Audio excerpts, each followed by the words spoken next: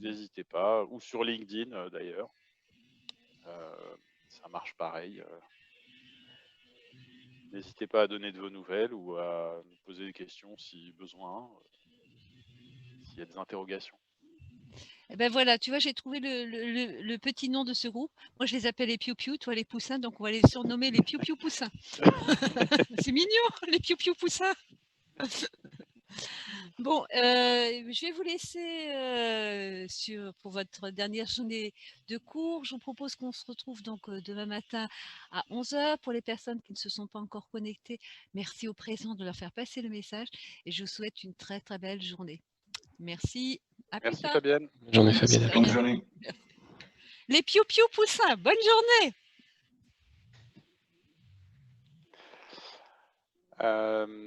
Alors, en attendant, est-ce qu'il y a des questions en particulier, en général? T'as des questions pour moi, pour le moment? Est-ce qu'il y a des réponses? J'essaye de vous faire participer un peu quand même. Non, j'ai pas de questions, personnellement. Ça va, comment vous vous sentez pour cette dernière journée par rapport à toute la formation? Par rapport à la formation, ça va. C'est par rapport au projet. Ah, c'est toujours difficile les projets. Oui. Mais on est bienveillant. Oui, ça je sais, ça je sais. C'est vrai que c'est surtout se dire comment je vais commencer. Bon, après, c'était pareil pour le premier projet, mais là, c'est pas la même chose, quoi. Premier projet, je sentais que personnellement, j'étais mieux préparé, on va dire. Parce que je connaissais plus, je m'étais préparé déjà avant la formation en amont, donc il n'y avait rien vraiment de vraiment nouveau, on va dire. C'était plus, voilà, tac. Là, je sais pas pourquoi j'appréhende plus celui-là. Celui-ci, pardon. C'est vrai qu'il y a des notions, beaucoup plus. En tout cas, il y a deux choses sur le back-end. C'est vrai qu'il y a une partie où vous avez fait du TypeScript Angular, et donc vous n'avez pas trop travaillé sur les échanges front et back. Après, on s'y remet avec,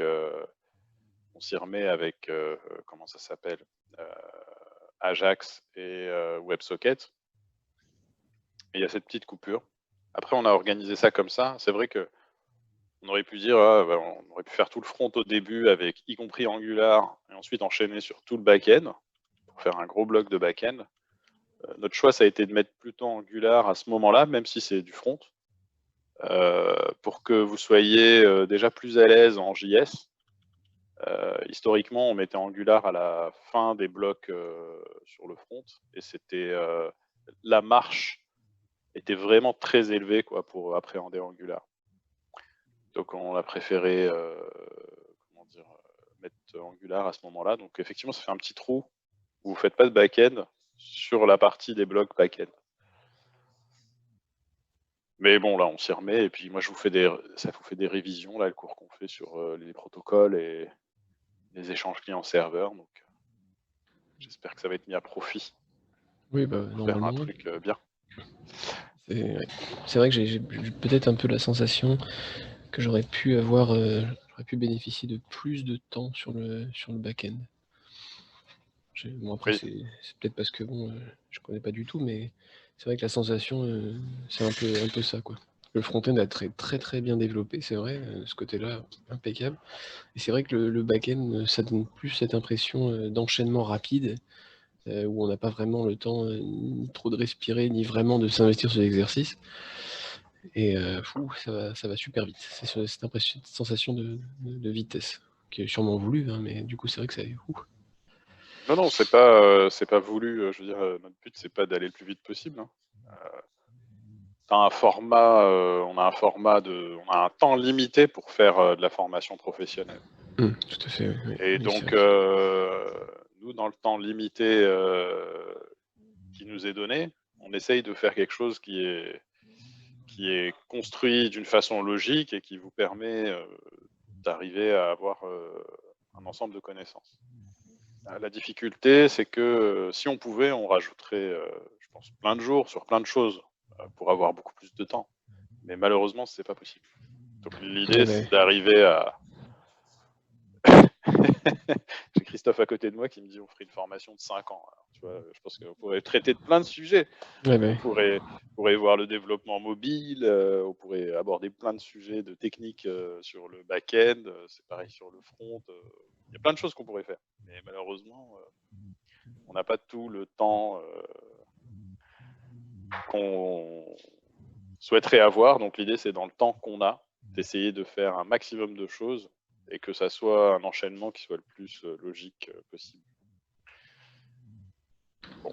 Tout à fait. Et j'ai le sentiment que ça marche bien pour vous, en termes de construction, que vous arrivez à faire des liens entre les choses que vous voyez en cours et que vous expérimentez dans les exos et leur utilisation. Bon. Après, effectivement, comme ça va très très vite, il faut s'accrocher, quoi. Et ça, c'est vrai qu'un retour que j'ai régulièrement des anciens, c'est que dans la première partie sur le front, on met beaucoup d'énergie, puis après l'atelier, on est fatigué, après l'atelier front. Puis en fait, ce qui est difficile, c'est de gérer son énergie tout au long de la formation. C'est d'arriver à fournir la même somme de travail et de motivation, que ce soit pour la partie front jusqu'à l'atelier et pour la partie back jusqu'à l'atelier. Bon, ça, c'est quelque chose qui est compliqué à gérer en fait finalement. C'est pas de la technique en fait, c'est du management de soi-même, quoi. C'est certain. C'est certain, c'est certain. Bah, c'est vrai que j'ai bien vu que j'ai donné beaucoup sur la première partie, en particulier sur l'atelier front-end. Après, j'ai soufflé un petit peu. C'est vrai, je vais pas mentir. Soufflé un peu, puis là, donc ça. Je te rassure, je remonte, crois qu'on l'a tous fait, hein, Alex. Ça remonte en pic là avec le back-end. C'est Oui. bien, c'est ce qu'il faut, ça fait peur. Puis en plus, Vraiment ça très, nous a très bien. ça nous a vraiment rassuré que Samy nous dise qu'il nous embauchait tous en fin de formation. Ça, vraiment, merci Samy. Oh, Voilà, alors ouais. écoute, Aujourd'hui, Exactement. quand j'aurai une multinationale, en plus, ça ça n'a tombe pas bien, de problème. Christophe est à côté de toi pour confirmer, donc merci les Voilà. gars. Il n'y a plus qu'à signer les papiers. Mais si je le pouvais, je le ferais. Je pense, parce que c'est vrai que dans l'absolu, et moi dans l'immédiat, ouais, je pense que au prochain recrutement en CDI, on va voir. On va voir. Ça se décidera là, je sais pas. On va voir. Tu sais que les oreilles sont grandes ouvertes là. Ah, Tu vois, là, la tension est extrême là. bah, bon. Après, moi, dans l'absolu, c'est vrai que je me disais, je recruterais bien une fille, tu vois. Parce que on n'est que Bon. des gars. Eh ben, Et donc, écoute, j'aimerais bien que bravo l'équipe. Monica. Bah oui. J'aimerais bien que l'équipe, elle soit un peu mixte, tu vois. C'est pas possible. Je veux dire, ouais. Qu'on ait une équipe, parce que là, on est loin de la parité, tu vois. Donc, 5 gars, c'est pas. Ouais, t'en as marre de parler de voiture et d'hamburger quoi. Vas-y. Hein. Non, mais c'est pas ça, mais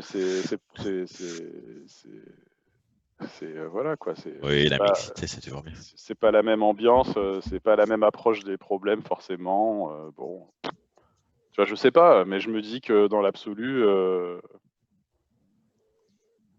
enfin en fait moi, oui c'est ça. Je pense que ça tempère un peu certaines choses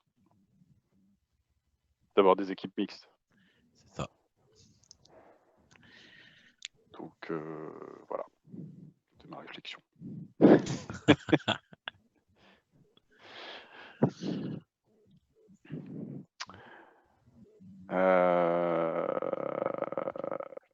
Mais oui, on va voir. On va voir.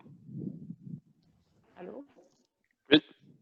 Samy, c'est Monica, ça va? Oui, oui, oui, et toi? Alors, oui. Bon, en fait, moi, je réfléchissais parce que hier, tu disais que si on utilise la technologie WebSocket, oui. En fait, le WebSocket, il ne connaît pas, en fait, c'est il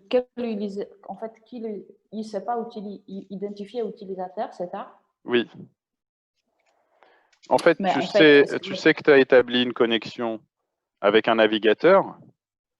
Reprenons, quand tu fais du HTTP, que tu te connectes à un site, en fait, ce que tu fais, c'est que tu envoies ton login mot de passe. Tu vas faire une requête qui envoie ton login mot de passe au serveur. Et en échange, le serveur, il va te retrouver, il va chercher cet utilisateur-là dans la base de données. S'il le trouve, avec ce login mot de passe, il va te créer une session. Et cette session, il va te renvoyer l'identifiant de la session. Donc le navigateur, il obtient l'identifiant d'une session. Donc la session, c'est soit un fichier, soit une entrée dans une base de données. Et donc à ce moment-là, le navigateur, quand il récupère ce qu'on appelle le cookie de session, et ben, le navigateur, après, à chaque fois qu'il va appeler le serveur en HTTP, il va lui envoyer l'identifiant de session. Ce qui fait que le serveur, il peut utiliser cet identifiant de session pour retrouver la session. Et dans la session, il va retrouver le nom de l'utilisateur. Donc quand tu fais du HTTP, une fois que l'utilisateur il est authentifié, ensuite on a ce mécanisme des sessions qui fait qu'à chaque fois que le navigateur va rappeler le serveur va être capable de retrouver l'utilisateur qui appelle. Bon, maintenant, ça c'est pour la partie HTTP. Mais la partie WebSocket, elle est séparée de la partie HTTP. Je vous l'ai montré dans le code, on a bien deux parties. On a une partie HTTP et une partie WebSocket. Ça veut dire quoi? Ça veut dire que même si la partie HTTP, elle te reconnaît en tant qu'utilisateur, elle sait que tu es, par exemple, l'utilisateur Monica, eh bien, la partie WebSocket, en fait, si tu établis une connexion WebSocket avec elle, le navigateur, en fait, lui, il n'envoie pas d'identifiant de session, etc., parce que c'est une notion qui ne fait pas partie du protocole.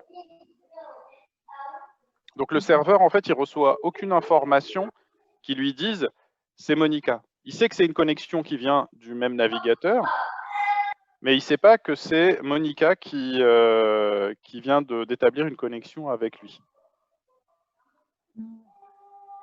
De base, tu n'envoies pas d'informations qui indiquent au serveur WebSocket qui tu es en termes d'identifiant d'utilisateur. Tu ne lui envoies pas l'identifiant de session. Donc, si je veux que la partie WebSocket, elle sache qui je suis, tout autant que la partie HTTP.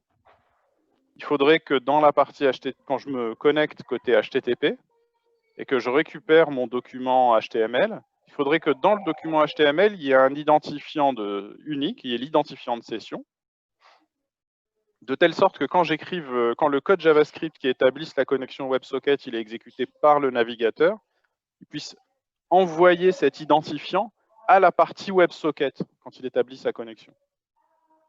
De telle sorte que la partie WebSocket du serveur, elle puisse dire « Ah, j'ai reçu un identifiant, je vais essayer de regarder si cet identifiant il correspond à une session qui est par exemple dans la base de données. » Et du coup, par là, retrouver l'utilisateur qui vient d'établir la connexion WebSocket.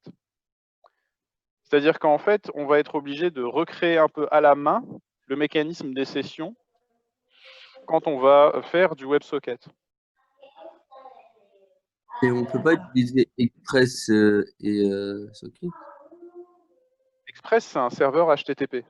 Il sait faire du HTTP, et tu l'as vu dans mon code, si je reprends mes exemples, ce que je vous ai montré hier, quand je suis dans la partie, je vais prendre le code Express, on voit bien que j'ai deux parties totalement séparées. Ici, j'ai la partie Express qui s'occupe de faire du HTTP, et en dessous, j'ai une partie qui s'occupe de faire du WebSocket. Les deux parties, la partie HTTP et la partie WebSocket, elles sont totalement dissociées l'une de l'autre. Express, il sait faire du HTTP et c'est un framework pour faire un serveur HTTP. Un serveur qui respecte le protocole HTTP. Par contre, le protocole WebSocket, ça, Express, il ne gère pas le protocole WebSocket. Donc, tu peux utiliser Express. De toute façon, un site, tu ne peux pas le faire uniquement en WebSocket. Tu es obligé de faire du HTTP parce que le navigateur, lui, de base, il sait faire que du HTTP. Donc, il faut au moins qu'on puisse appeler une première fois ton serveur pour obtenir une page et qu'on puisse appeler une première fois ton serveur en HTTP. Donc, généralement, on utilise le WebSocket en complément du HTTP. Tu vas faire un site, tu vas créer un serveur, qui permet d'afficher plusieurs pages en fonction de route. Et puis, tu vas avoir une page qui, elle, va contenir un code qui va faire du WebSocket vers le serveur WebSocket, donc vers la partie WebSocket du serveur HTTP. Ou alors, on peut avoir carrément un serveur WebSocket autonome qui fait que du WebSocket. Dans tous les cas, le mécanisme qui est natif dans le HTTP, on va dire, qui est cet échange d'identifiants de session, où si vous utilisez Express Session, par exemple, côté serveur, et que vous dites « je veux créer une session utilisateur », auquel cas, ça veut dire que le serveur HTTP, quand il répond après avoir créé la session, il renverra l'identifiant de session au navigateur, et ensuite le navigateur, automatiquement, il renverra cet identifiant de session au serveur à chaque fois qu'il l'appelle, qui permet donc au serveur de retrouver l'utilisateur, de retrouver la session de l'utilisateur et éventuellement du coup le nom, prénom de l'utilisateur et ses informations. Ce mécanisme-là qui est inclus dans le protocole HTTP, il n'existe pas dans le WebSocket. Donc du coup, forcément, il n'existe pas côté ni serveur WebSocket, ni navigateur. Il faut le re-implémenter à la main. Ça veut dire qu'il faut que quand on envoie, par exemple, si vous dites je vais faire une authentification, mais via la connexion WebSocket, je vais envoyer mon login mot de passe dans la connexion WebSocket pour que la partie WebSocket, elle me retrouve. Dans ce cas-là, si vous faites une authentification directement à travers la connexion WebSocket, en fait, vu que la connexion, elle est unique pour un navigateur, vous n'avez pas besoin de renvoyer un identifiant de session à l'utilisateur. Parce que, imaginons, j'établis une connexion WebSocket avec le serveur, j'envoie mon login mot de passe à travers cette connexion WebSocket au serveur il vérifie que je suis bien moi, il me renvoie dans la connexion WebSocket, ah ben j'ai reconnu Monica, ou j'ai reconnu, je sais pas, j'ai reconnu Mathieu ou James, bref. Du coup, là, le navigateur, il reçoit un message qui lui dit c'est bon, j'ai été reconnu. Et comme on ne change pas de page, et que du coup la connexion elle reste active, ensuite, si on envoie des messages dans la même connexion, le serveur il peut très bien avoir conservé une variable qui lui a indiqué que l'utilisateur il est authentifié. Et il est identifié, on sait qui c'est. Ce qui n'est pas le cas dans la partie HTTP où on a ce mécanisme d'échange d'identifiants. Donc si on imagine un site où on fait un login, mot de passe, inscription, etc. sur la partie HTTP, et qu'après on a une fonctionnalité qui est gérée par la partie WebSocket, ça veut dire qu'il faut trouver un moyen de dire à la partie WebSocket, pardon, il faut trouver un moyen de dire à la partie WebSocket qui on est. Si tu fais un site où tu as une page et que tu établis une connexion WebSocket avec la partie WebSocket, et qu'ensuite le login mot de passe il passe par la connexion WebSocket, dans ce cas-là, tu n'as pas besoin de dire qui tu es à la partie WebSocket, puisqu'elle va savoir qui tu es, puisque tu lui as envoyé ton login mot de passe. Donc, en fait, le problème et la résolution de la question de comment je fais pour que le serveur il sache qui je suis va dépendre de ce que tu veux faire et de la façon dont tu le fais.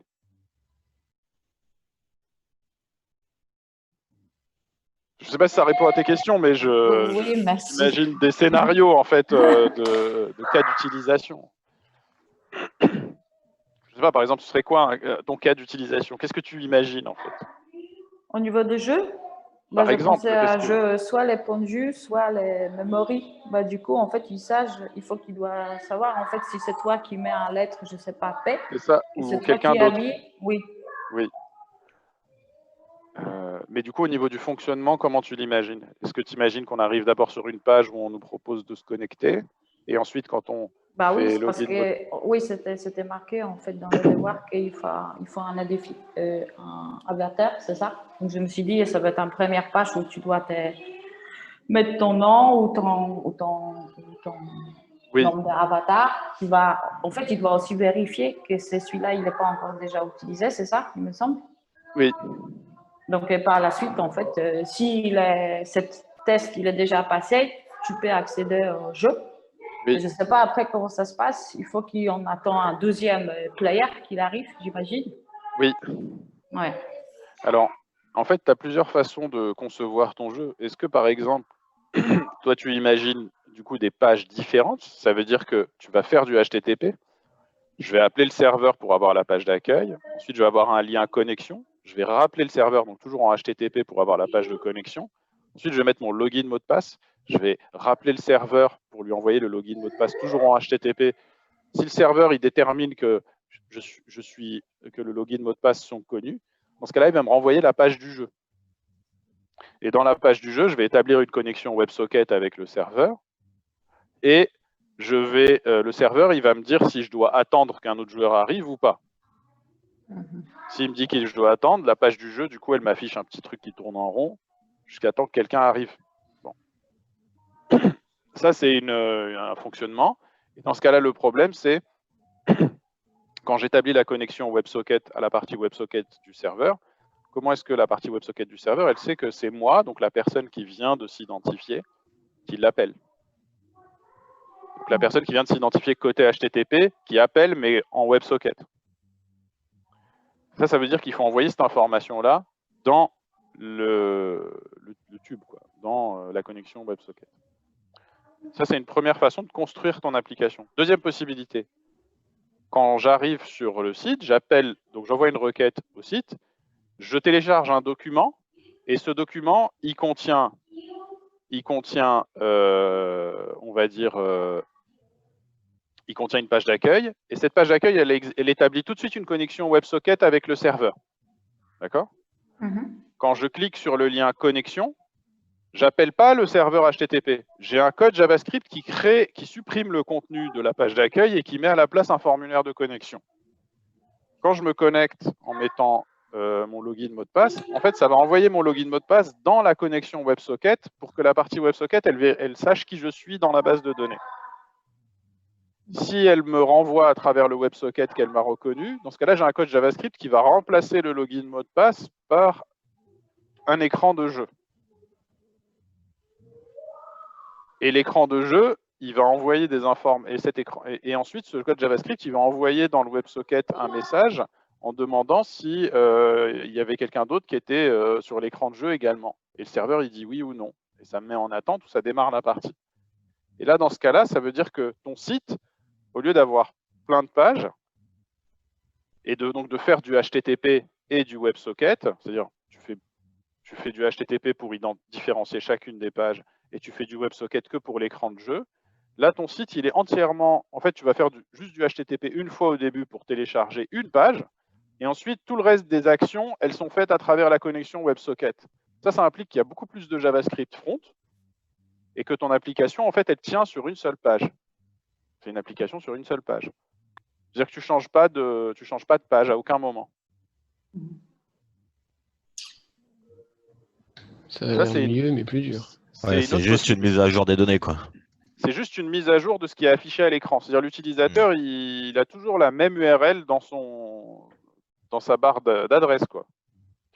Il n'appelle pas le serveur pour choper une page différente, enfin pour lui demander. Je ne vais pas envoyer des requêtes au serveur en lui disant s'il te plaît, envoie-moi la page de connexion. Le serveur, il envoie la page de connexion. Je lui envoie le login mot de passe. Ensuite, il me renvoie la page de jeu. Affiche dans le navigateur. Excuse-moi. Là, l'idée, c'est que tu as un seul document et tu as un code JavaScript en front qui met à jour ce qui est affiché sur l'écran et qui utilise une seule connexion WebSocket pour interroger le serveur sur des sujets différents.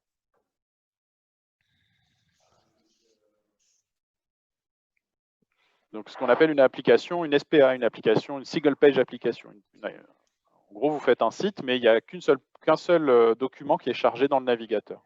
Oui.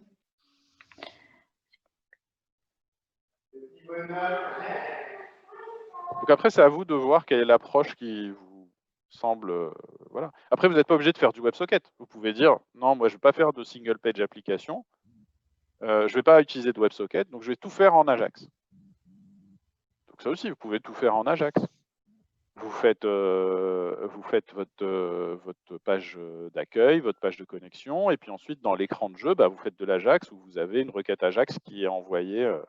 Enfin, vous ne faites pas de partie WebSocket, vous faites que du HTTP. Comme je disais hier à Alexandre, c'est moins intuitif en termes d'échange client-serveur que le WebSocket, mais en revanche, vous bénéficiez des mécanismes de session quand vous faites de l'Ajax.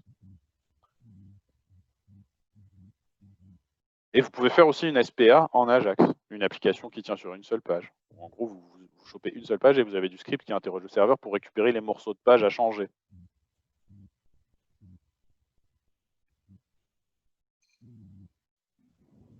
Dans tous les cas, ces approches-là, elles sont toutes valides en fait. Il faut opter pour celle qui vous paraît la plus jouable de votre point de vue, en fait, du point de vue de vos connaissances et de votre compréhension générale des choses. Si vous vous sentez comment dire, en difficulté sur la compréhension des mécanismes du WebSocket, etc., peut-être qu'il vaut mieux rester sur juste utiliser Express et faire de l'Ajax.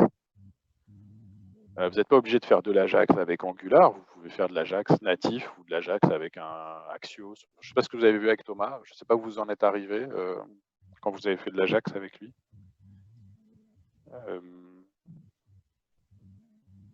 Mais tu nous conseilles quoi pour le projet? Moi, j'ai lu sur Internet que c'est beaucoup plus simple avec Socket.io. Avec Ajax, c'est trop lourd en fait.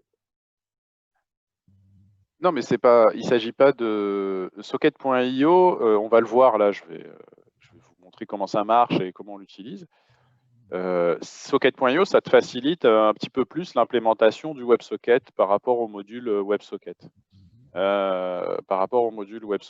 Et Socket.io, en gros, s'il n'arrive pas à faire du WebSocket avec la partie WebSocket du serveur, il fait de l'Ajax avec la partie WebSocket du serveur. Enfin, il y a tout un mécanisme de ce qu'on appelle un graceful dégradation. Ça veut dire qu'en gros, s'il ne peut pas faire du WebSocket, il bascule sur de l'Ajax et donc du point de vue de l'utilisateur, il ne se rend pas compte qu'il a changé de protocole. Mais le truc, c'est que Socket.io, donc il facilite un peu l'implémentation du WebSocket, mais il ne change pas le fait que vous avez la question de l'authentification et de l'identification de l'utilisateur à régler. Si tu veux, ce n'est pas parce que tu écris en moins de lignes de code un serveur WebSocket que ça résout magiquement les problèmes qui sont des problèmes de base. Parce que l'identification d'utilisateur, il n'y a pas de mécanisme de session dans le protocole WebSocket. Ce mécanisme, il n'existe pas dans le protocole WebSocket, donc il faut le recoder.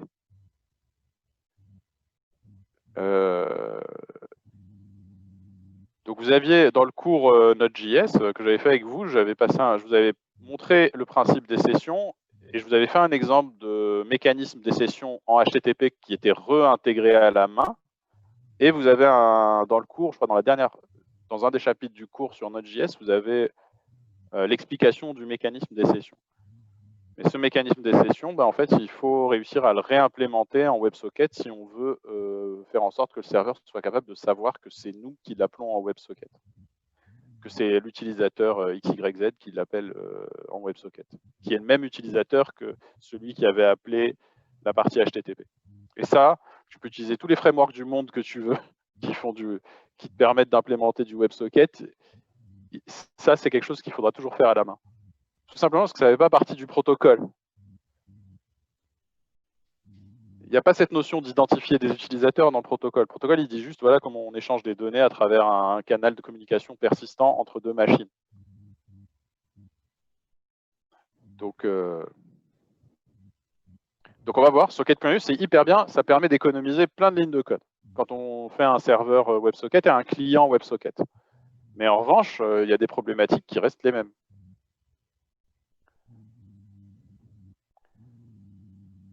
Nous, dans l'atelier, comme je disais hier à Alexandre, l'atelier back-end, le but du jeu, c'est de travailler sur les requêtes et les réponses. Donc, c'est de travailler sur le réseau. Et donc, moi et nous, notre objectif, si tu veux, on n'a rien à foutre des performances et de la qualité, comment dire,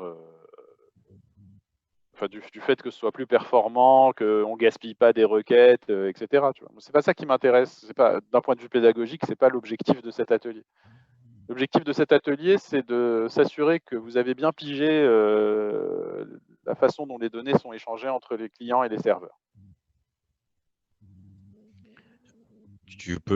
Samy, tu peux redonner le cheminement du single page, du SPA?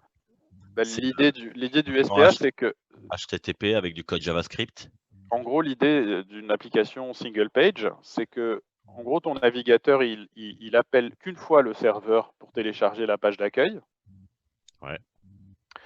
Et ensuite, c'est du JavaScript dans ta page d'accueil qui va s'occuper d'appeler le serveur pour changer le contenu du document qui est affiché.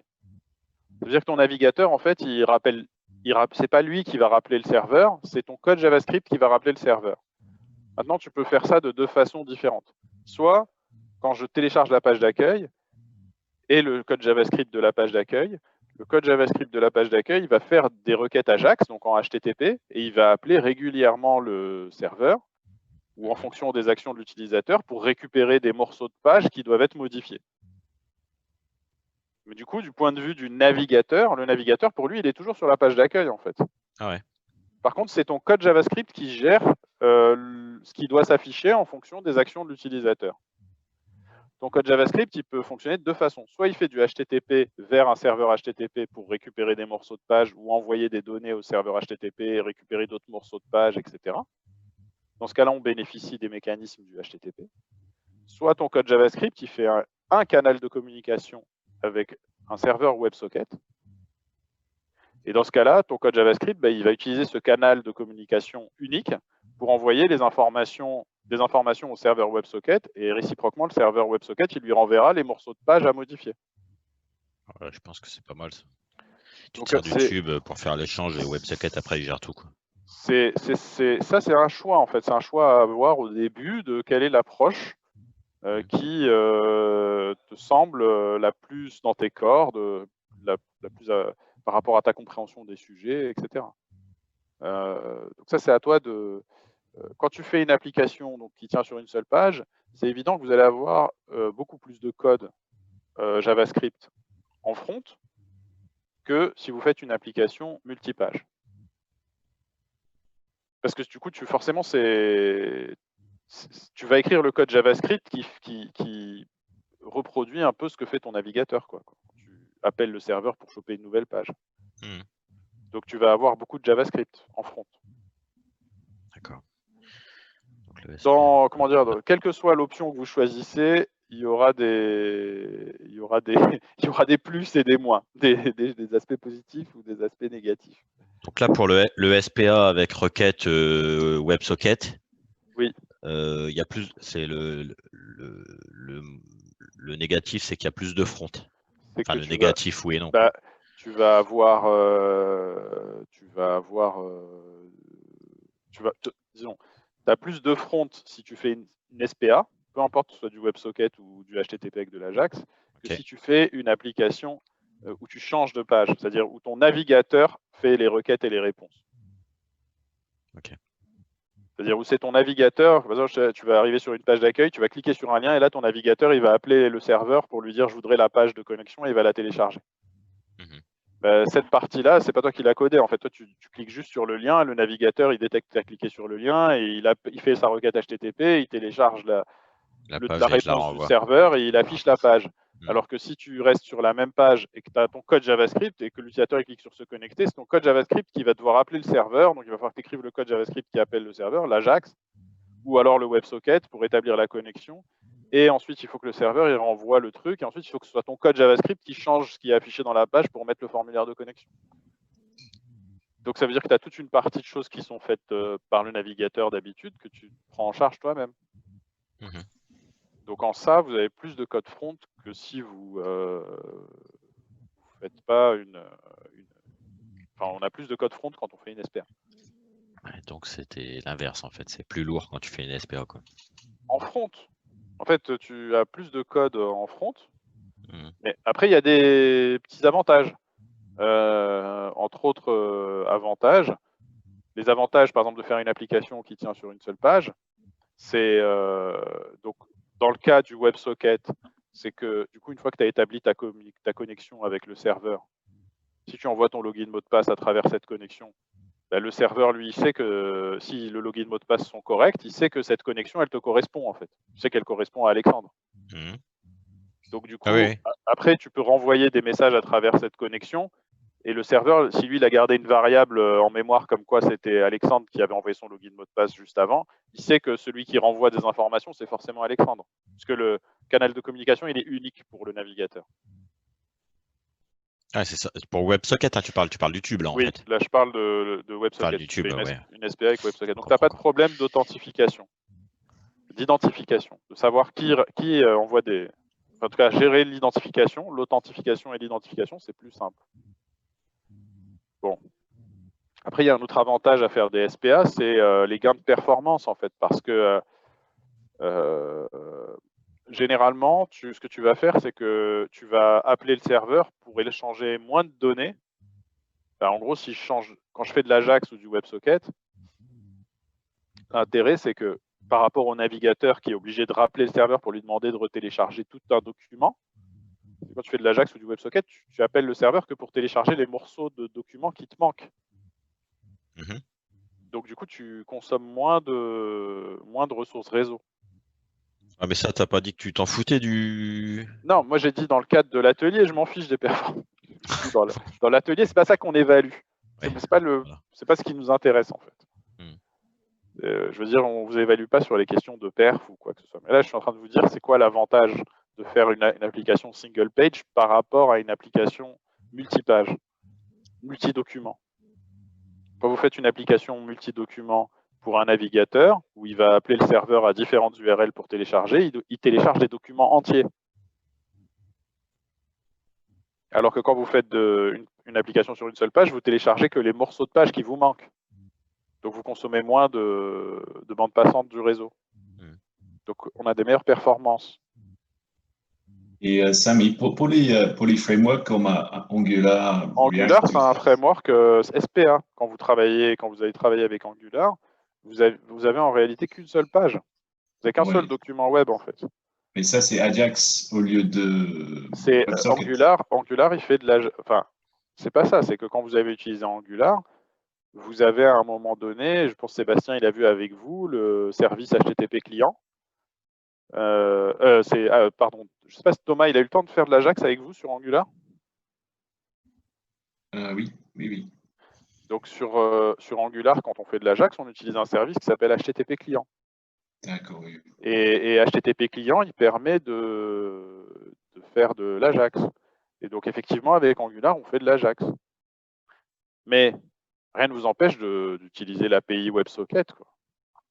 Moi, je mets pas de l'Angular. D'ailleurs, pour information, Sébastien, avec qui vous avez fait Angular, sur le projet sur lequel il travaille, il utilise de l'Ajax et il fait du WebSocket.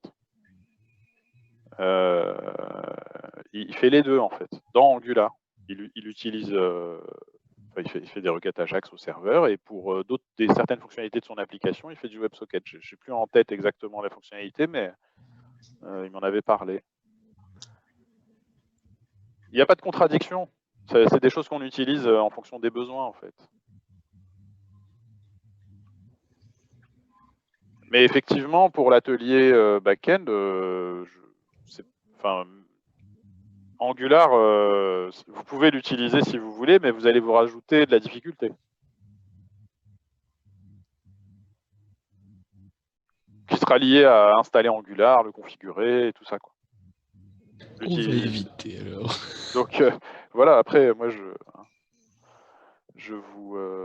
dis ça, après c'est à vous de voir comment vous vous sentez sur les technos. Hein. Il n'y a pas de...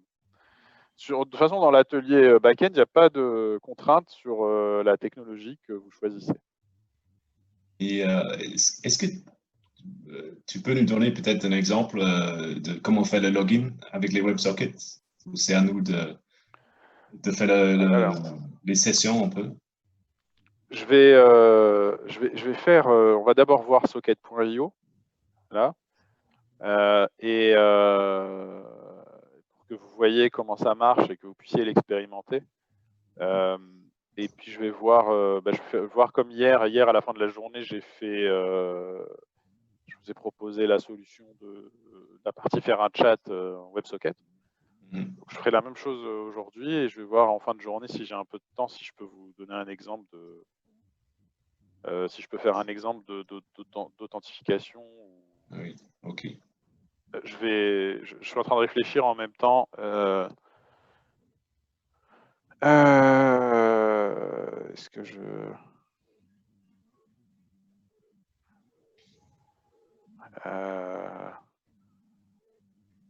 Ouais, je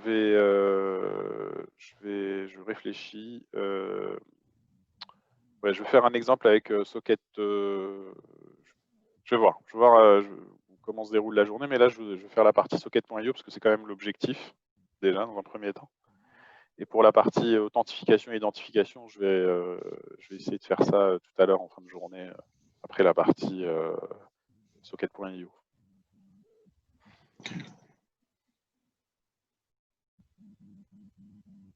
Alors, du coup, Super. je vais rentrer dans le vif du sujet. Donc, on va voir le principe de socket.io.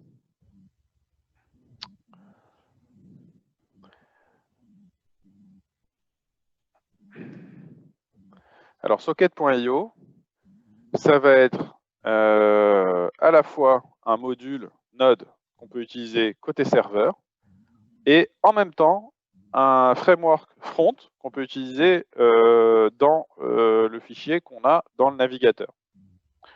Alors, je vais reprendre un fichier.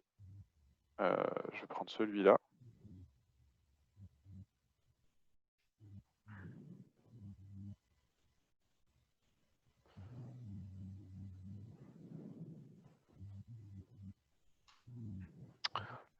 Je vais enlever tout le JavaScript que j'ai dans ce fichier HTML.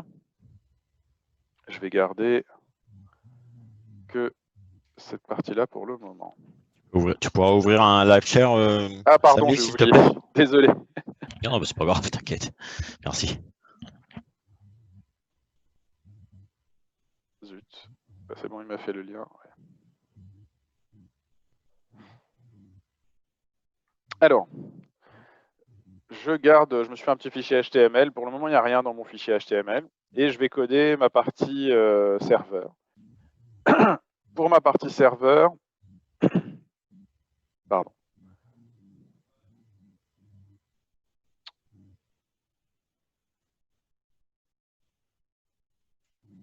Express. Pour ma partie serveur, je vais utiliser Express pour la partie HTTP et Socket.io pour la partie WebSocket. Donc, je vais faire un npm init. Je vais changer le titre du projet pour ne pas avoir de plus à l'intérieur. Et 2 points. Tac, tac, tac, tac, tac, tac, tac. Bon, il me dit qu'il y a une mise à jour de npm à faire. Et je vais faire un npm i de socket.io express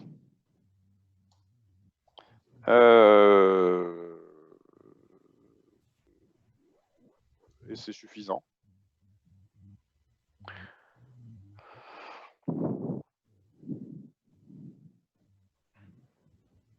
Voilà. Alors, dans mon serveur, je vais faire la partie HTTP.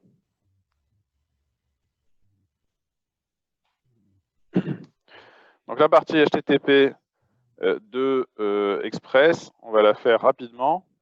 Hop.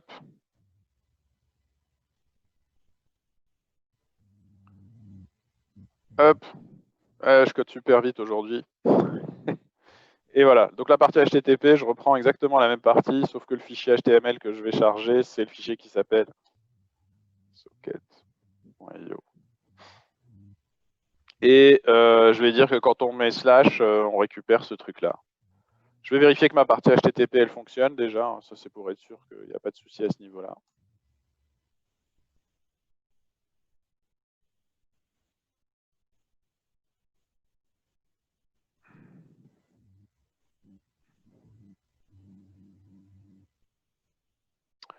Donc, j'arrive bien à obtenir ma page qui établit une connexion WebSocket. Et je vais mettre ici avec socket.io. Comme ça, je suis sûr que c'est la bonne page qui s'affiche. OK. Donc là, j'ai fait ma partie HTTP. Quand on met n'importe quelle URL, on obtient la page, donc on obtient le contenu de ce document-là. Je vais faire ma partie WebSocket. Et pour ma partie WebSocket, je vais utiliser socket.io. Alors, socket.io, vous avez un site socket.io avec la documentation de socket.io. Et vous avez également une page sur NPM pour le module socket.io avec des petits exemples. Bon. Alors, du coup, sur le site de socket.io, on nous explique comment utiliser socket.io. Et sur socket.io, vous pouvez voir dans la documentation, il y a une rubrique qui s'appelle API côté serveur et API côté client.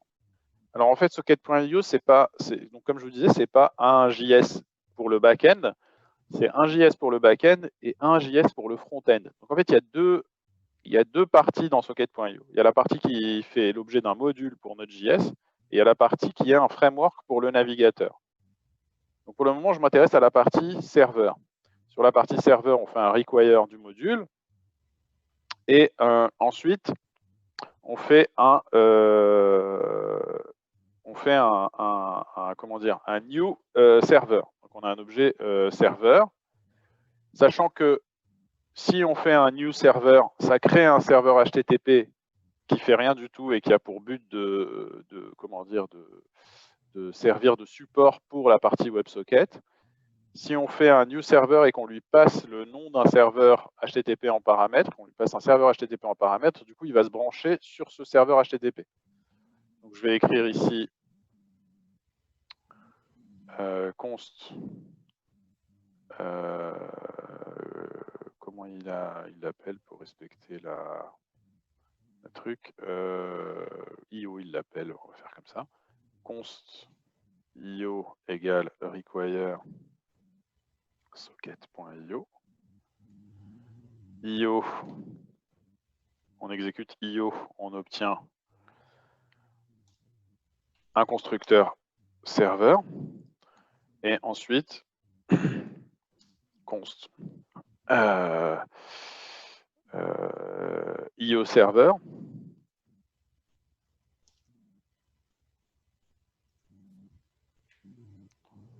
de mon serveur HTTP. Il faudrait que j'utilise d'autres noms. Je vais mettre, je vais voir comment il les nomme. Lui, il met quoi require socket.io et ensuite il obtient le constructeur. Donc non, c'est pas ça. C'est require.io, ça me donne le constructeur.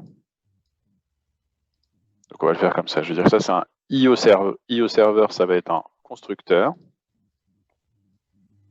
Voilà. Et j'obtiens un serveur WebSocket. Donc ici, Allô? Oui. Bah, moi, j'avais vu justement pour éviter de mettre trop de variables, de mettre par exemple directement const io server égale require socket.io entre parenthèses. Non, mais oui, bien sûr, tu peux l'écrire comme ça. Parce qu'en fait, si tu exécutes, je pense que tu dois pouvoir l'écrire comme ça. Tu vois? Ouais, c'est ça que j'ai vu moi sur Internet. Oui, mais non, je le mets pour qu'on comprenne ce qu'on fait. Donc on récupère le constructeur et ensuite on instancie un serveur WebSocket basé sur serveur HTTP. Samy, c'est toi qui as rajouté le start dans ton JSON? Dans le package.json? Ouais. Non, il me l'a créé tout seul quand j'ai fait le npm init. Mais ça, c'est un raccourci, tu peux le réécrire à la main si tu ne l'as pas. Ouais, parce qu'il ne me l'a pas mis. Ouais. Okay. En fait, ça veut dire que quand je vais faire npm start, il va faire node de serveur.js.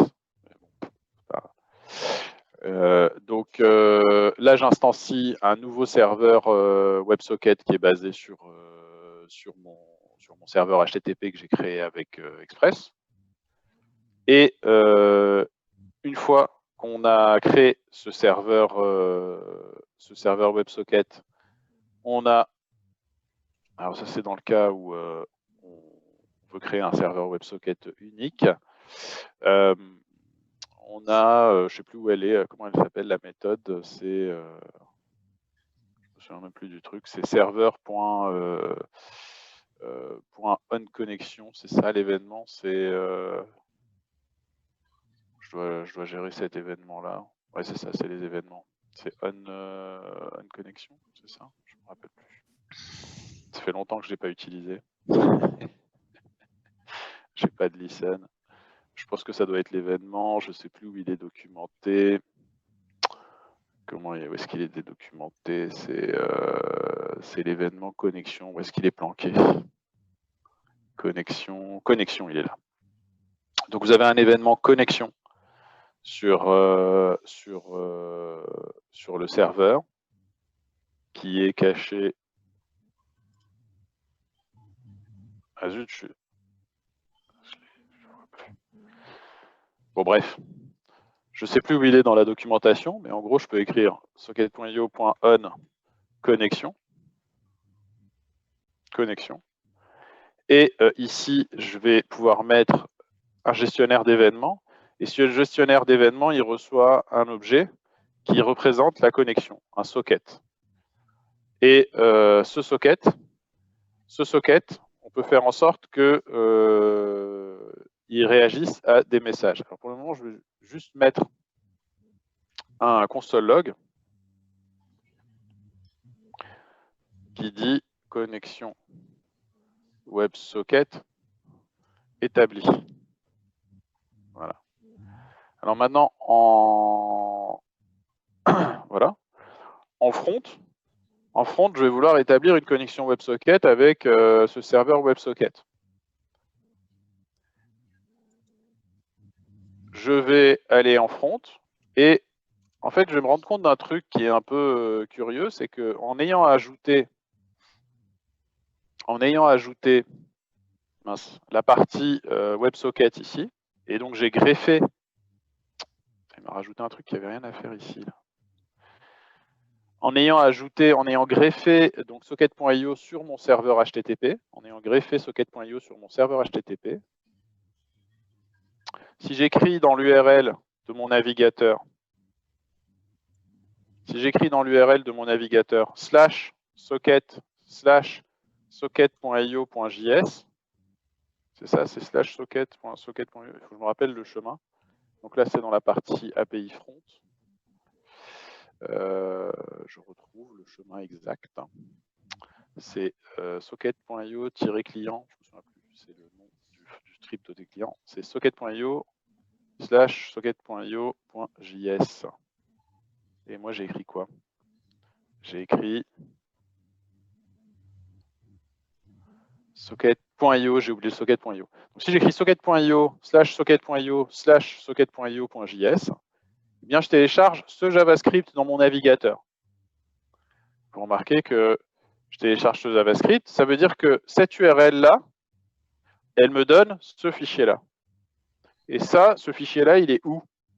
Ce fichier que je télécharge dans mon navigateur, en fait, c'est un fichier qui est dans le module de socket.io, donc dans notre module, dans le dossier socket.io client. Donc j'ai un dossier socket.io client. Quand j'ai fait un npm i de socket.io, ça m'a installé socket.io, socket.io adapteur, socket.io client. Et dans socket.io client, j'ai un dossier qui s'appelle dist. Et dans le dossier qui s'appelle dist, j'ai un socket.io.js.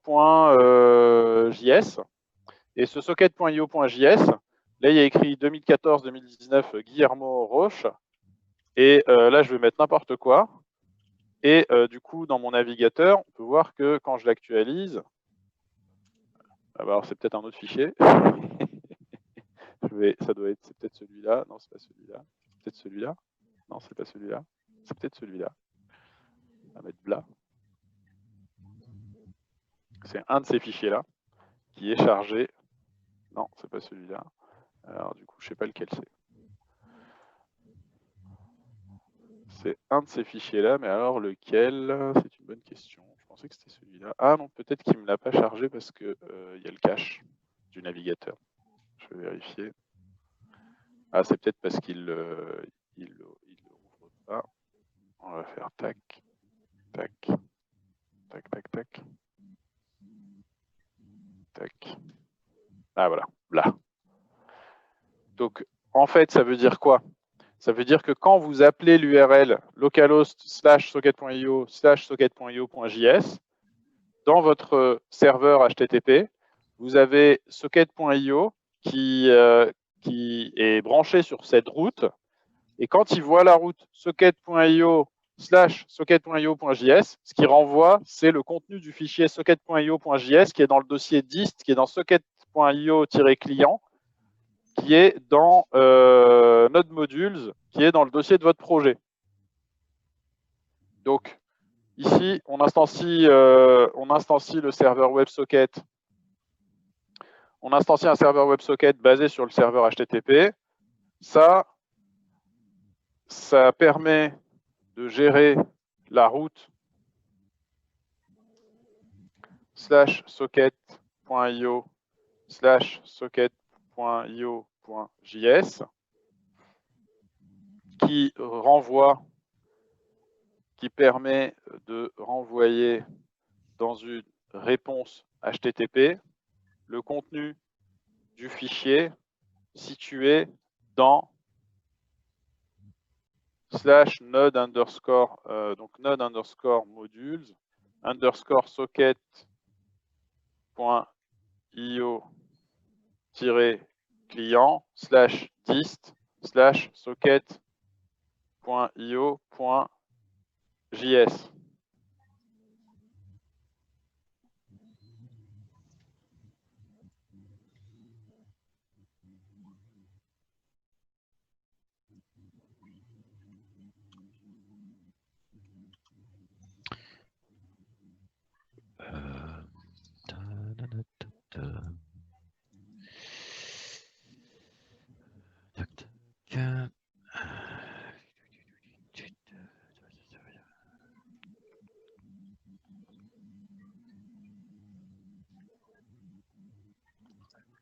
C'est qui a trouvé ça, lui?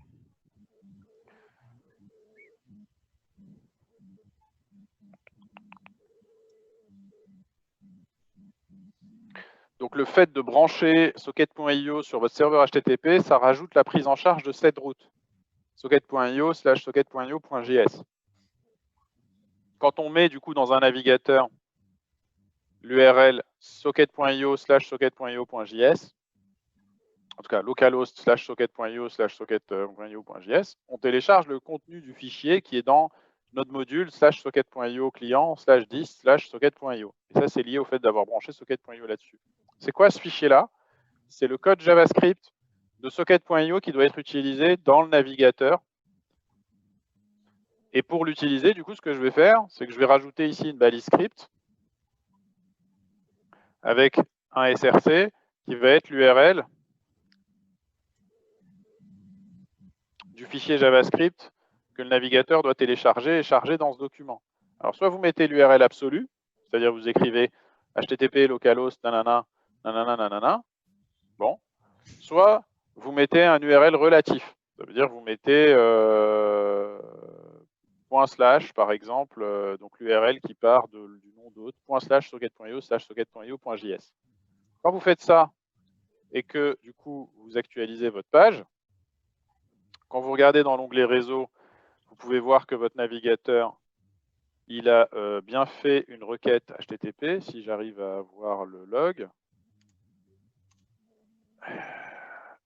Ah, zut, j'ai une erreur de syntaxe quelque part. Qu'est-ce que j'ai oublié? Script, src.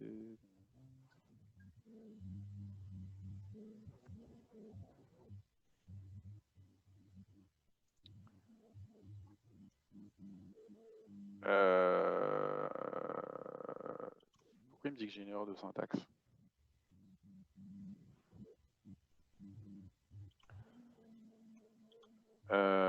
Unexpected token, socket.io.js, ligne 1. Ah, c'est parce que doctype HTML, qu'est-ce qui... Non, c'est quoi? Je me suis trompé dans le truc. Non, c'est pas ça, c'est quoi le problème? Pourquoi il n'est pas content? J'ai oublié. Est-ce que vous voyez dans mon document une erreur de syntaxe quelque part? Là, comme ça, non, je suis en train de regarder aussi, mais... C'est quoi Pourquoi il me dit qu'il manque un symbole? D'ailleurs, il n'y a pas besoin pour le script socket.io.js de le déférer, enfin de le defer, de le mettre. Il s'en fout lui. Ouais, il y a un point avant le /socket.io. Je peux mettre un chemin qui part du dossier, de l'URL, donc de la base de l'URL actuelle. Mais je peux ne pas mettre de chemin. Hein. Je veux un chemin relatif, je peux mettre ça comme ça. Mais là, je ne sais pas pourquoi il me dit qu'il y a une erreur de synthèse. C'est quoi cette...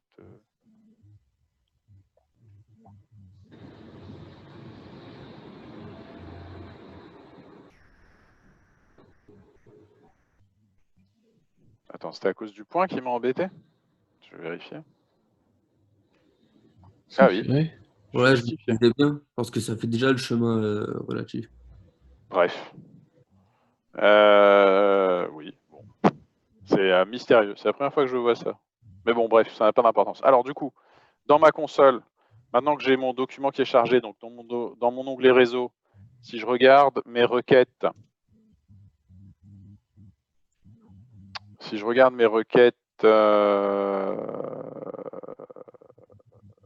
pourquoi il ne me les affiche plus là? Qu'est-ce que c'est que ce bit? Pourquoi je ne vois plus mes requêtes HTTP dans... Je ne vois plus ma barre d'outils. Pourquoi il ne me les affiche pas?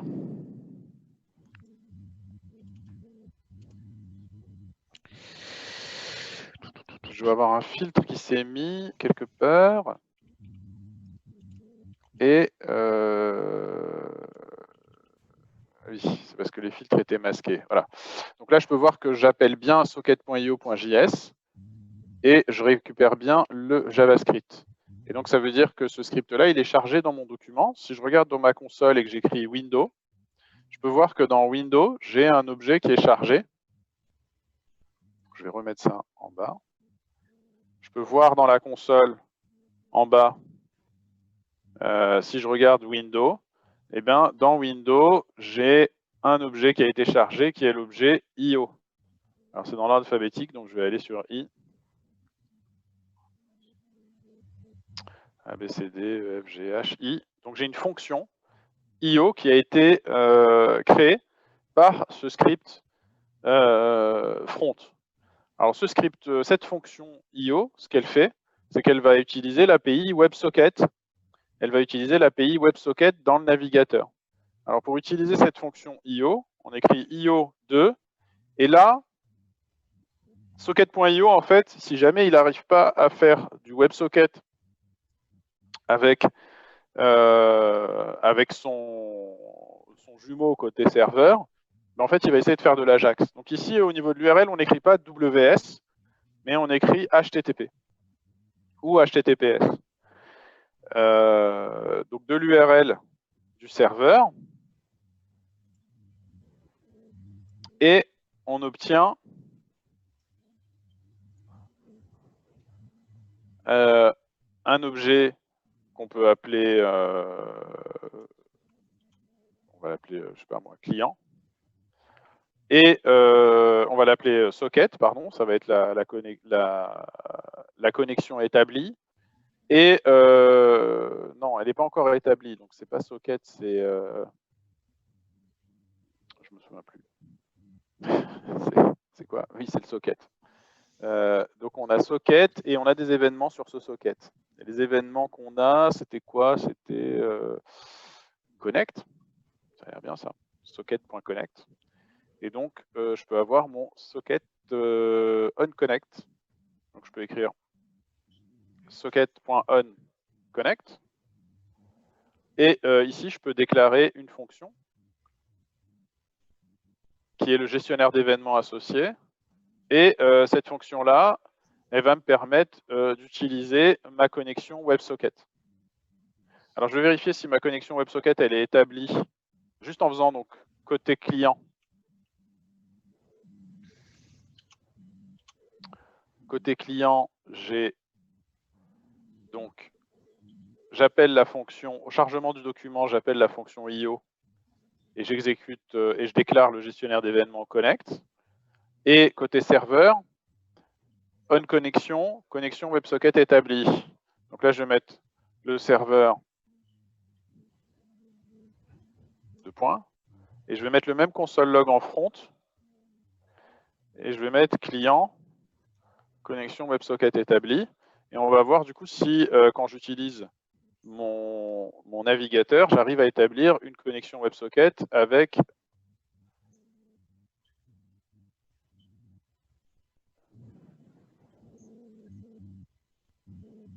donc là, côté serveur, j'ai bien le connexion WebSocket établi. Et côté client, je n'avais pas enregistré mon code, donc on ne voit pas le console log. Donc on voit bien côté client, j'ai bien connexion WebSocket établie. Et côté serveur, connexion WebSocket établie. Donc là, normalement, socket.io, il a établi un socket. Il a établi un socket avec son copain côté backend. Je vais aller dans mon onglet réseau. Et dans mon onglet réseau, si je regarde les connexions WebSocket, je vais voir qu'il y a une connexion. Alors, je vais regarder toutes les connexions. Je vais constater que si je regarde l'onglet Ajax, il y a des requêtes Ajax qui sont envoyées automatiquement au serveur à un URL qui est l'URL /socket.io. Ça veut dire que cette URL-là, ça correspond à un URL qui est géré, une route qui est gérée par socket.io.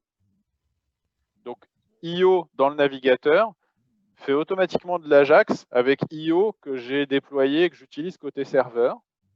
On peut voir qu'il y a des requêtes Ajax dans lesquelles il y a des informations qui ont été envoyées, et je ne sais pas quoi, transport, polling, machin.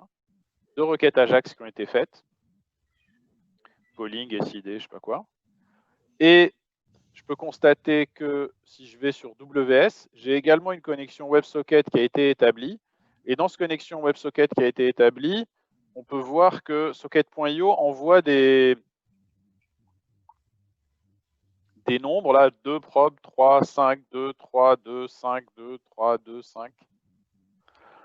Alors, en fait, l'idée, c'est que socket.io, il va essayer de faire une requête Ajax vers sa version à lui côté back-end. Il va vérifier du coup que sa partie côté back-end répond bien en Ajax. Ensuite, il va établir une connexion WebSocket avec sa partie back-end. Et ensuite, socket.io, à intervalle de temps régulier, il va envoyer quelque chose dans le WebSocket. Et la partie socket.io en back-end, elle va lui renvoyer quelque chose de telle sorte qu'il puisse vérifier que la connexion WebSocket est toujours active. Et si elle est inactive, WebSocket va retenter de se reconnecter en WebSocket à la partie back-end. Donc vous avez 2 mécanismes intéressants dans socket.io. D'une part, si la connexion WebSocket coupe, socket.io, comme il vérifie en permanence que le back-end il est toujours là, en fait, si ça coupe, il va réessayer de rétablir une connexion WebSocket avec le back-end. Et quand on essaye d'envoyer des données au back-end, si la connexion WebSocket elle est coupée, il va faire de l'Ajax pour envoyer ces données au back-end. Donc un des intérêts d'utiliser socket.io, c'est qu'on a plus de fiabilité au niveau de la communication que si on utilise si on fait une implémentation manuelle. Ou alors manuellement, il faut prévoir de gérer la reconnexion des connexions si jamais la connexion WebSocket est coupée. Et de la même façon, il faut prévoir que si l'utilisateur il souhaite envoyer des données au serveur et que le serveur, que la connexion WebSocket avec le serveur est coupée, pas fonctionnelle, on puisse avoir une solution alternative pour envoyer les données au serveur. Donc ça, c'est un premier point. J'utilise donc socket.io, la librairie client, et j'utilise socket.io, le module serveur. Maintenant, comment je fais si je veux envoyer un message du client au serveur? Alors dans socket.io, en gros, c'est la même API, entre guillemets, en front et en back-end. L'idée, c'est on écrit côté client socket.emit. On met ici un identifiant. Par exemple,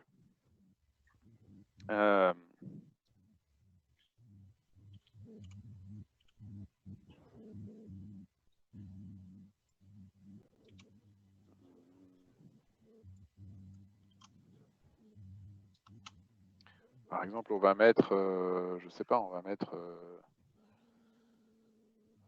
James D. Hello. Donc là, quand j'écris ça, socket.emit de James D, je peux constater que dans alors là, du coup, ça va être dans la partie Ajax, parce que la connexion WebSocket, elle ne devait pas être faite encore. On peut voir qu'il y a ce message qui a été envoyé de façon asynchrone. James dit « Hello ». Et côté serveur, je peux écrire socket.on James dit. Et là, je peux mettre un gestionnaire d'événements qui gère le message.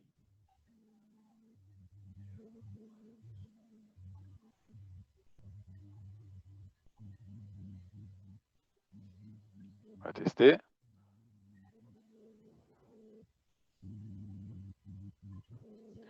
Donc là, j'ai bien ma page qui établit sa connexion. Et côté serveur, j'actualise. J'ai bien le hello qui a été reçu côté serveur.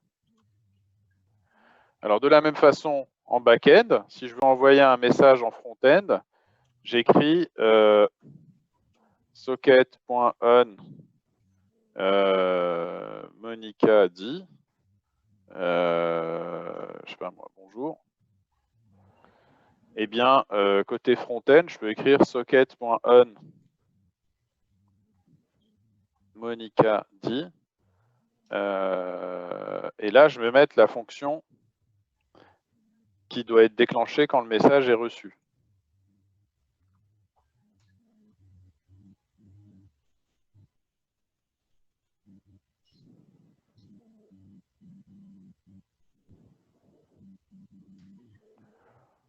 On peut voir dans la console, hein,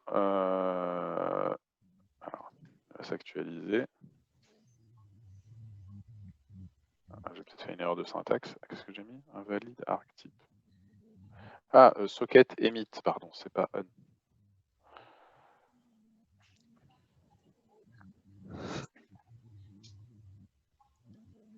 Je relance mon serveur. On va le lancer avec nos daemons.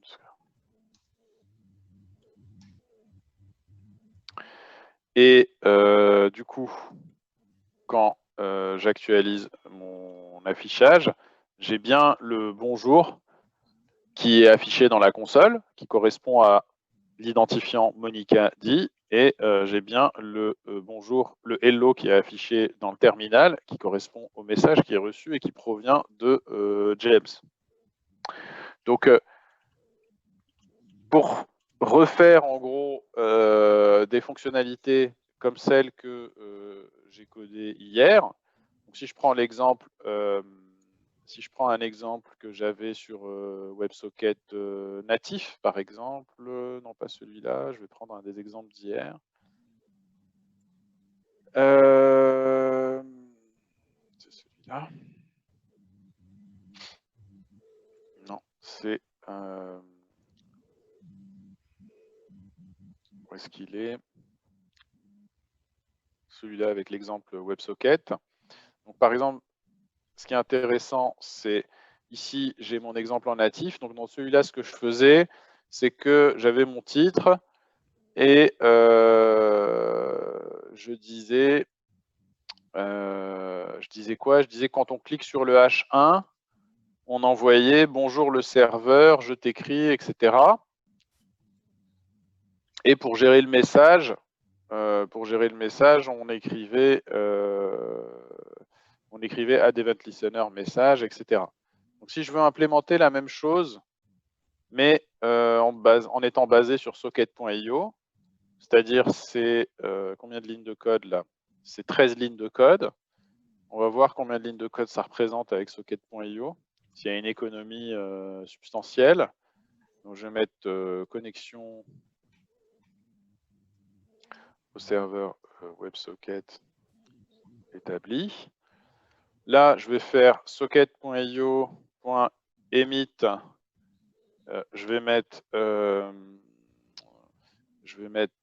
donc qu'est-ce que ça faisait ce truc-là? C'était add event listener message. Donc non, c'était ça, c'était un on, c'est on.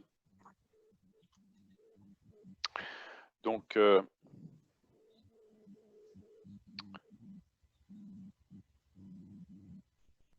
un message provenant du serveur. Ça, c'est le message. Donc Donc là, je peux faire un console log de message. Et ici, je vais mettre directement le message. Voilà. Et ici, j'avais dit que quand on cliquait sur le H1, on envoyait « Bonjour le serveur ». Donc là, je vais faire « emit ». Et là, je vais écrire « Message provenant du navigateur ». Message provenant du navigateur. Bonjour le serveur, je t'écris à travers la connexion WebSocket. Donc ça, c'est quand on clique sur le H1. Donc j'ai exactement le même nombre de lignes de code par rapport à l'implémentation native. Et côté back-end, je vais gérer du coup mes deux événements. J'avais codé quoi dans mon exemple d'hier WebSocket? J'avais mis où est-ce qu'il est? Tac. J'avais dit que quand on recevait des données, donc quand on recevait un message du navigateur, on affichait ça dans la console et on envoyait à tout le monde « Bonjour, cher inconnu ». Et toutes les 1 seconde, on envoyait « Bonjour, i fois ». Alors du coup, ça, je vais l'ajouter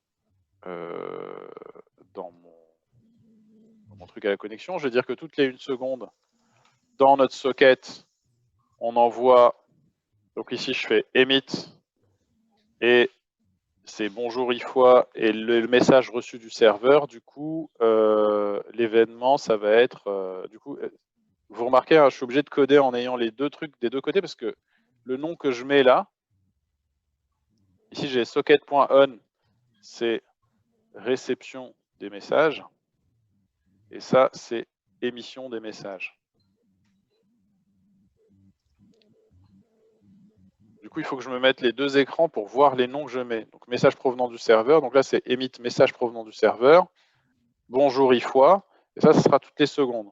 Je vais voir si cette fonctionnalité, déjà, elle marche. Donc là, normalement, quand j'affiche mon document, je devrais avoir mon message qui provient du serveur. Effectivement, ça, c'est bon.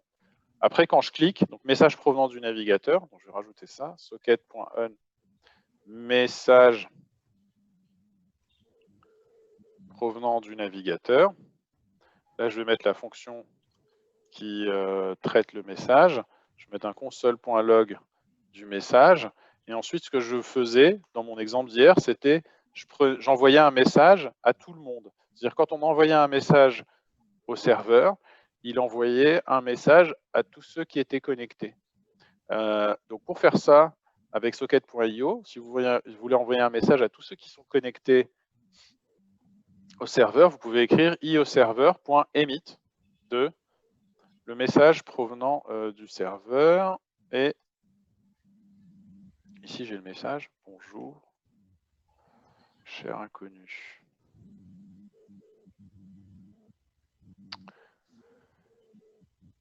Et résultat, côté navigateur, si je clique sur le titre, j'ai bien le bonjour, cher inconnu. Et de la même façon, si j'ouvre un autre navigateur et que je clique sur le titre, j'ai le message qui est bien envoyé à tout le monde. Je vais vérifier. Hein. Je peux voir, hein, je clique sur Chromium et j'ai le message qui s'affiche dans Firefox également, en plus de s'afficher sur Chromium. Donc l'intérêt d'utiliser socket.io, c'est d'un côté ce qu'on appelle la graceful dégradation. Ça veut dire si jamais le WebSocket est planté, il bascule sur de l'Ajax. Et le deuxième avantage, c'est que du coup, côté serveur ou côté navigateur, on utilise socket.io plus ou moins de la même façon. On a un mécanisme où on a le gestionnaire d'événements qu'on déclare on avec un nom personnalisé et la fonction qui doit s'exécuter quand cet événement se produit. Et on a la méthode emit qui permet d'associer un nom à un message, un nom d'événement à un message, de telle sorte qu'on puisse envoyer un message à travers soit le WebSocket, soit en cas de dégradation, une requête Ajax, à la partie serveur, et que la partie serveur puisse déclencher un code en réaction à l'identifiant du message. On va dire fais-la, Samy, là, s'il te plaît. Tu as la possibilité de déclarer un gestionnaire d'événements avec on, Ouais. avec un nom personnalisé, et la fonction à déclencher quand ce mot-clé, cet événement se produit. Mhm. Et tu as une méthode emit qui te permet d'associer un nom à un message. D'accord. Donc tu peux d'un côté émettre et recevoir et décrire ce que tu fais quand tu reçois un message, et ça se déclare et ça s'écrit de la même façon des deux côtés. Ok. C'est-à-dire que côté On ou navigateur, emit. Ouais, j'ai ok. on ou emit, et côté serveur, j'ai on ou emit. Ok. Alors, la nature des messages, et ça c'est un truc qui est intéressant dans socket.io, vous pouvez ici mettre un message de la forme de votre choix, c'est-à-dire soit un objet, soit un texte, soit un nombre, soit un booléen. Dans tous les cas, si par exemple vous fournissez un objet à transférer, de l'autre côté, vous récupérez un objet. Ça veut dire que socket.io front, quand vous allez lui donner un objet, il va le transformer en texte pour pouvoir l'envoyer, et de l'autre côté, avant de vous le donner, il va le retransformer en objet. Ce qui n'est pas le cas avec le module WebSocket, où si je veux envoyer un objet, je suis obligé de le transformer en texte manuellement avec JSON Stringify, et de l'autre côté, je dois utiliser JSON parse pour le retransformer en objet, pour transformer mon texte en objet. Donc dans socket.io, vous avez ce mécanisme qui est inclus. Vous remarquez un autre détail, je n'ai pas besoin d'accepter la connexion WebSocket. En fait, socket.io, par défaut, il accepte les demandes de connexion WebSocket. Donc ici, on écrit juste IO server on connexion. Il n'y a pas de méthode accept à exécuter comme avec le module WebSocket. Je vous rappelle, hein, hier, on avait vu sur le module WebSocket, sur le WebSocket de base, il y a deux étapes. Il faut que le navigateur envoie une demande d'établissement de connexion WebSocket, et il faut que le serveur WebSocket lui réponde qu'il est d'accord. Dans le module WebSocket, ça c'était factorisé. Il fallait exécuter une méthode accept pour signifier au navigateur qu'on acceptait de discuter en WebSocket. Donc ça, c'était ce qu'on avait hier. On faisait WebSocket request.accept, etc. pour accepter l'établissement de la connexion WebSocket. Dans le cas de l'utilisation de socket.io, tout ça c'est factorisé. On met directement un gestionnaire d'événements on connexion, et bim, on obtient dans le gestionnaire d'événements le socket, c'est-à-dire l'objet qui représente la connexion établie avec le client.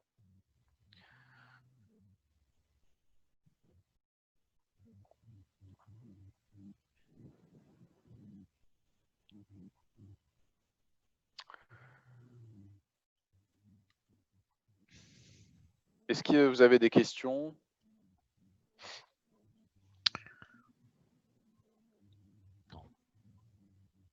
Pas pour le moment, ça m'a l'air clair. Ok.